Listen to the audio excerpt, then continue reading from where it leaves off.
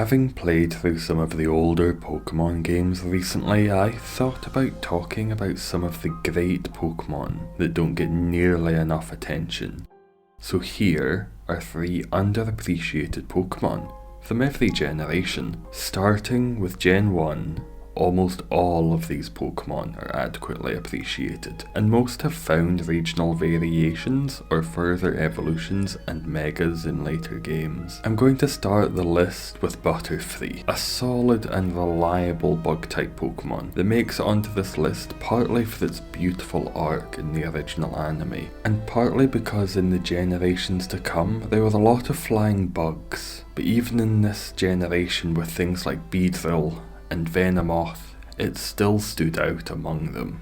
Second from Gen 1 are Seel and Dugong, solid Pokemon that are both forgotten amongst ice types, mostly just for being plain seals and having very little in the way of development between evolutions, but they deserve some love for just being the original chunky ice lads.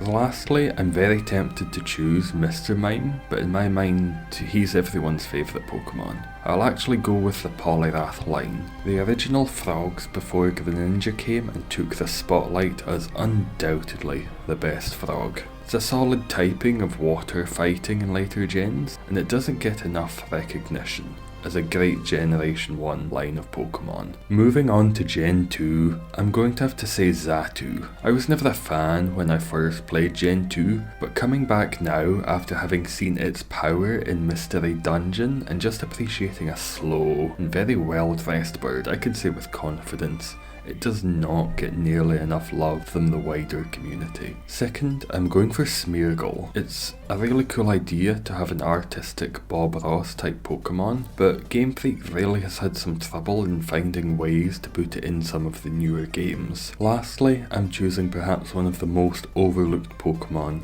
in Pokemon's history, Shuckle. And there's a saying around these parts: you don't fuckle with the Shuckle.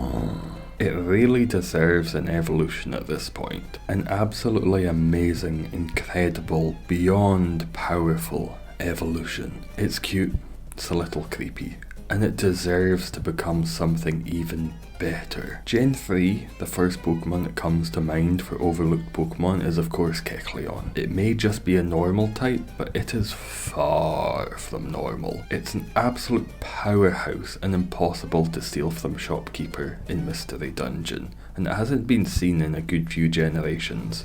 Or maybe it has, hiding in the background. Second, I'm choosing Ludicolo. I think we were all surprised to see it in the Detective Pikachu film. Out of all the amazing Pokemon they could have chosen, they went with the party pineapple. But who can't love a pineapple with some heart and some great dance moves? Third, I've chosen a Pokemon that was seen in Scarlet and Violet, but that deserves an evolution or something more. Tropius. I mean, look at this bitch. He's got bananas on his chin. And before Scarlet and Violet, he'd been forgotten about for generations. He deserves so much better. Gen 4 seems a lot more present with the remake remaster, as well as the prequel Legends Arceus being 2 of the most recent games. It doesn't feel as distant as some of the other generations. First, I'll be going for Chingling. He's a cute little bell that deserves more attention, along the lines of Klefki's place as a fun, interesting object imbued with life. He just doesn't seem to get that love. Next, I'm going for Chatot. I'd love to see some mechanism in newer games with Chatot to actually be able to use your voice as an attack like you could back in Gen 4. It also could do with a beautiful coloured phoenix bird evolution, maybe albatross-like, or just a cute baby bird to complete its line. Lastly, in a generation filled with amazing and iconic Pokemon, I'm choosing Luminion. It may just be a frilly fish, but my god, it's a frilly fish that caught my heart. For the Pokemon that are underappreciated in Gen 5, I'm going to start incredibly strong. Musharna. The pig fetus of your nightmares deserves more love and more fear than it seems to elicit. Just look at its absolutely hideous Lovecraftian eldritch form of a an aborted fetus that will get inside your dreams, and it'll fuck them up. And Pheasant definitely deserves more love for having started out as just a dull dove, a pidgey clone with little of its own personality, but it turns into a proud and beautiful pheasant with eyelashes that just don't ever stop. Lastly, I've chosen to put two Pokemon together, Thraw and Sock. They may just seem like Hitmonchan and Hitmonlee clones, because they are Hitmonchan and Hitmonlee clones. They deserve to be their own karate-loving Pokemon and to breathe their own air finally. Gen 6 is filled with staple beloved Pokemon, but Spupa definitely deserves to be higher among them. It seems like a cute middle evolution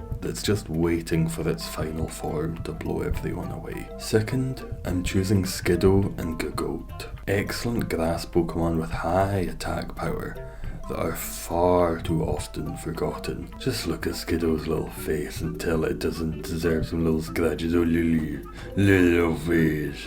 Lastly, I'm choosing a staple for my Gen 9 team, Dragalge. It's a dragon made of seaweed. How has that not become so highly esteemed like a Tyranitar or a Salamence? On to Sun and Moon. Wishy-Washy had a great mechanic, but it doesn't get nearly enough attention. It's just so cool that it was even featured in Finding Nemo, but it still gets no love. Second, I'm going to choose Minior. It's a star that when you hit it too hard, it becomes a fleshy star. How is that not more incredible? Third, I'm choosing one of the cutest little Pokemon with a very interesting shiny, Komala. The Pokemon is only shiny if it's holding a different kind of tree. But just think of their incredible lore, just how Pokemon differ in their shiny versions, but Komala's is a choice.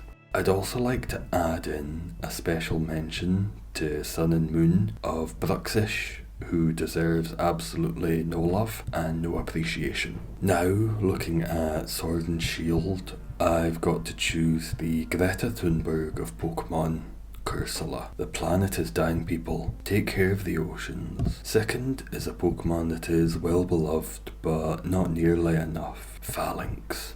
Just look at those little guys. They deserve just so much more love for their little shiny Malteser bodies. Lastly, I'm going to choose the evil version of Audino Indeedee. It's just such a cool, devilish purple look, and it's got a nice, shy, reserved persona. Doesn't get nearly enough attention. Now, finally onto Scarlet and Violet. How can people not constantly be shiny hunting Spidops? Just look at that. How?